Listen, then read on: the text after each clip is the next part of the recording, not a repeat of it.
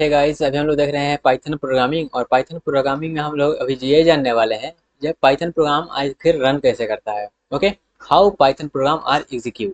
तो चलिए इसको डिस्कस करते हैं और आगे बढ़ते हैं अपने पाइथन प्रोग्रामिंग के जर्नी में। ओके, तो पाइथन प्रोग्राम एग्जीक्यूट कैसे करता है उससे पहले हम ये जानते हैं कि हम क्या करते हैं। सबसे पहले हम पाइथन प्रोग्राम जो भी हमको प्रॉब्लम रहता है उसको हम सॉल्व करते हैं, मतलब उसको कोड करते हैं। ओके, तो सबसे पहले हम कोड एडिटर पे जाते हैं और कोड को लिखते हैं।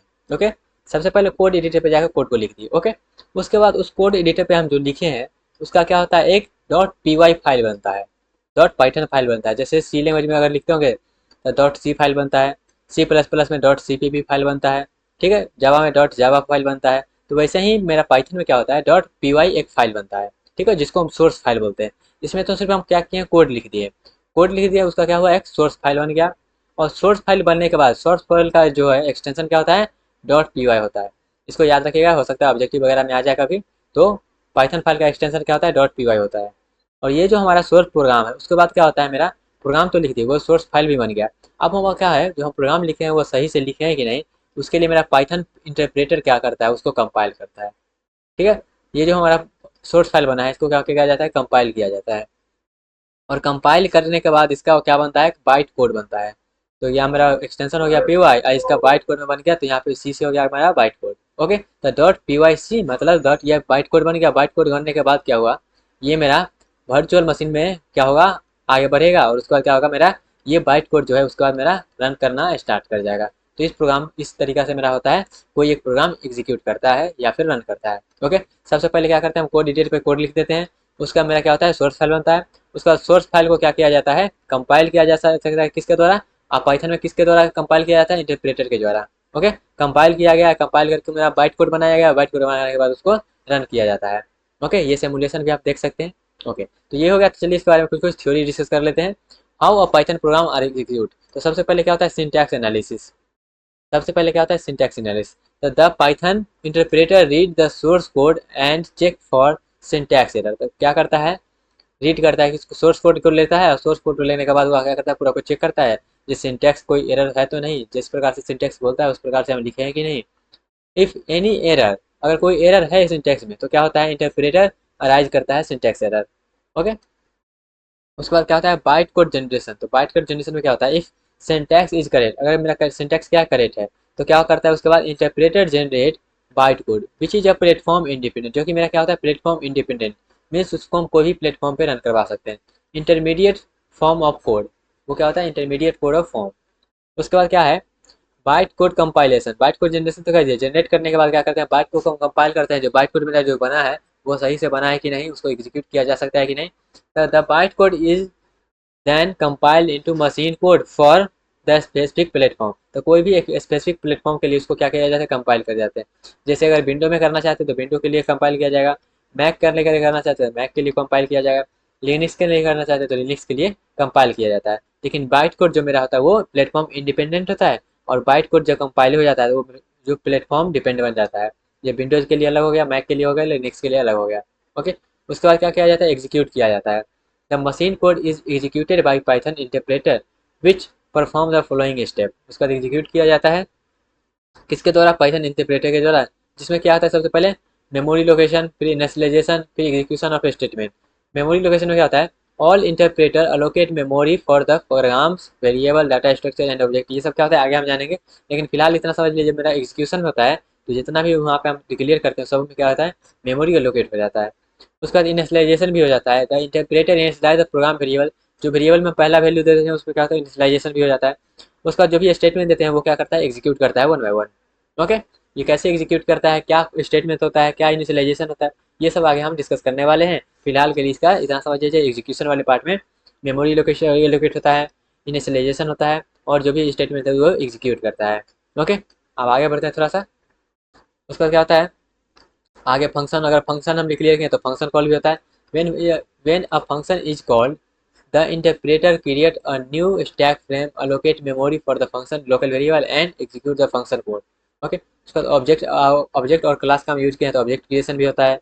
एरर हैंडलिंग का यूज किया तो एरर हैंडलिंग भी होता है। तो ये सब एग्जीक्यूशन के दौरान होता है। उसके बाद एग्जीक्यूशन जब हो गया तो मेरा जो मेमोरी एलोकेट वगैरह हुआ उसको क्लीन अप भी करना होता है। तो उसके बाद मेरा लास्ट स्टेप क्या होता है, क्लीन अप का होता है।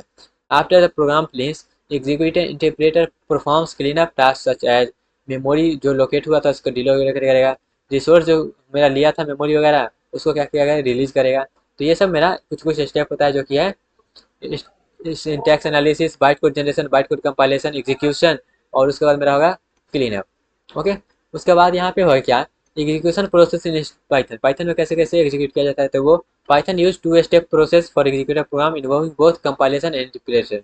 ठीक है, तो यहाँ पे कंपाइलेशन भी यूज होता है और interpreter.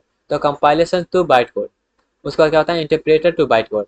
The dot P Y file, ये यहाँ पे है your source code, is first compile into intermediate form of code byte code. तो क्या किया जाता है, सबसे पहले कंपाइल किया जाता है जो dot P Y source file जो है उसको इंटरमीडिएट फॉर्मेट ऑफ कोड जिसको बाइट कोड भी बोला जाता है।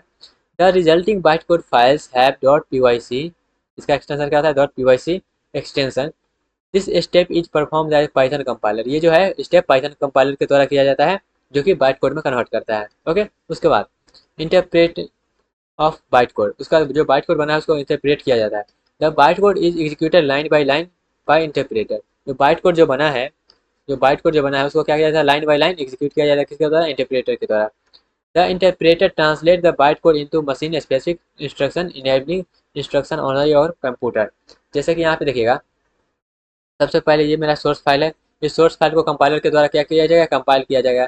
कंपाइल करने के बाद इसका जो है बाइट कोड में कन्वर्ट हो गया, और ये जो बाइट कोड में जो यह कंपाइल करके बनाया गया है इसको क्या करता है इंटरप्रेटर वन बाई वन क्या करता है एग्जीक्यूट कर जाता है और मशीन वर्चुअल मशीन लैंग्वेज में इसको कन्वर्ट करता है। उसके बाद क्या होता है मेरा प्रोग्राम रन कर जाता है। ओके, तो ये कुछ कुछ स्टेप है, आई थिंक आपको पूरा स्टेप क्लियर हो गया होगा किस प्रकार से मेरा पाइथन प्रोग्राम रन करता है जब हम कोई भी प्रोग्राम को लिखते हैं। ओके, उसके बाद यहाँ पे देखते हैं, आप यहाँ पे देखिएगा दो दो चीज़ है क्या, कंपाइलेशन वाला स्टेप भी है और इंटरप्रेटर, तो दो दो स्टेप क्यों, तो यहाँ पे why both compilation and interpreter, जब ट्रांसलेट ही करना था तो एक से हो जाता है, यहाँ पे कंपाइलेशन और इंटरप्रेटर दोनों का यूज क्यों लग रहा है, तो दोनों का यूज लगने का कारण ये है, देखिएगा language like C and C plus typically used for only compilation step, directly converting source code into machine-specific binary code. However, Python employs two-step process in portability. तो ये क्या करता है, दो स्टेप को यूज करता है क्योंकि यहाँ पे पोर्टेबिलिटी को क्या करता है इनहेंस करने का काम करता है। जैसे पोर्टेबिलिटी पाइथन देखिएगा, portability means that a Python program can run on various platforms on combination of operating system and architecture without modifying. For example, Python program can run on Windows, Linux और Unix। तो यहाँ पे क्या है, दो दो चीज़ का यूज किया इसलिए किया जाता है यहाँ पे जो मेरा पोर्टेबिलिटी होता है उसको और ज़्यादा इन्हेंस किया जा सके। जैसा सी हो गया सी प्लस प्लस, वो तो पोर्टेबल तो है ही, उससे भी ज़्यादा इसको इन्हेंस किया जा सके। तो एक तो मेरा जैसे यहाँ पे देखिएगा सबसे पहले कंपाइल हो गया, तो कंपाइल हो गया मतलब बहुत सारा उसका सिंटैक्स वगैरह सब कुछ सही है। अब उसको मशीन कोड में कन्वर्ट करने के लिए क्या करता है, हर बार मुझे मशीन कोड में कन्वर्ट करने का जरूरी नहीं, मीन्स यहाँ पे एक बार मेरा कंपाइल हो गया तो कंपाइल वाला स्टेप खत्म हो गया। अब जो भी वहाँ पे जो डॉट पी वाई जो बाइट कोड बना है उसको क्या किया जाता है, जब जो भी मशीन पे रन करवाना है उस पर बस उसको एग्जीक्यूट करवाया जाता है, उसको कंपाइल किया जाता है। मतलब वहाँ पे वन बाई लाइन कंपाइल करके वहाँ पे उसको मशीन कोड में कन्वर्ट कर देता है। ओके, तो इसलिए मेरा क्या होता है ज़्यादा इन्हेंस करने के लिए पोर्टेबिलिटी को, इसलिए मेरा दोनों यूज किया जाता है इसमें। ओके, जैसे यहाँ पे देखिएगा प्लेटफॉर्म डिपेंडेंट बाइट कोड और Python virtual machine. The Python first compile then source code in platform independent byte code. Okay, जिसका बात हमने ऑलरेडी कर लिया है। This byte code can be distributed on executed on any machine Python virtual machine, जिसको PVM install रहता है, तो Python virtual machine PVM.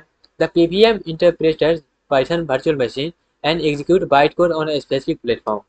Each platform, Windows, Linux, Mac, has its own version of PMB to ensure portability, compatibility. Okay, sorry, compatibility. तो यहाँ पे क्या किया जाता है, उसको बार बार जो मेरा बाइट कोड बन गया उसको क्या कर दिया जाता है, वहाँ पे उसको रन करवाया जाता है, तो जिस मुताबिक वहाँ पे जिसका जो भी वर्जन रहेगा उस मुताबिक वहाँ पे काम होगा।